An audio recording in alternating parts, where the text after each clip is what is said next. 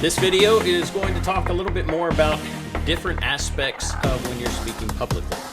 And that could be anything from how you present yourself, your tone, your goals, several different things. And I'll try to hit these as quickly as I can, and things that you may want to think about, especially as you start to put your program together.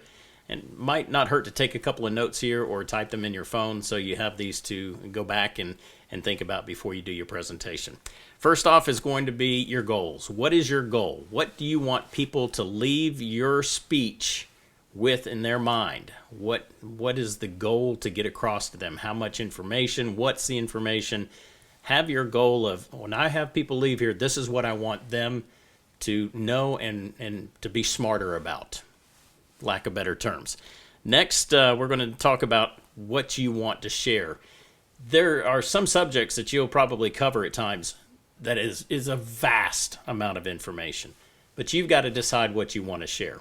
And that's where it becomes more along the lines of you're going to lean on that outline, the simple beginning, middle, and end. Those are the points that you want to hit. And again, you might want to have a couple of middles, but just think about what it is that you want to share. Now, you got to be confident. You've got to feel good about yourself. Rehearse this before you go out. That'll give you some confidence. And when you walk out, yeah, there will be butterflies. It happens to everybody. Nobody is immune. If they are, then they're not enjoying what they're doing. And I think very few people have that. And I can tell you that's a good sign that helps you stay on your toes. After that, we've got to work on your attire. How do you look? What is it you're wearing? If it's a wedding, you're wearing a tuxedo. And if you're at just a regular conference talking about education, then you're probably going to dress with khakis and a pleasant shirt, maybe a tie. Or you might have a suit and tie event that you have to speak at as well. So I've done them all, and there might be times where it's very relaxed and comfortable. But be confident. And the way you really present yourself, you dress, your mannerisms, all of that is important. That really relays confidence. And that confidence is important with your knowledge. That confidence pushes the knowledge into people. They allow that to go in if they feel like you know what you're talking about. And if you're confident about what you know, that will come across very easily. Just enjoy doing what you're doing out there. Talk easy. And what I mean by that is just don't force it. If you get to a point where you might get stuck or stumble a little bit, it's okay. Nobody talks perfectly naturally. None of us do. I've stumbled around before and made mistakes. And in broadcast, I would make mistakes. And it's live, so you can't go, time out, I want to do it over.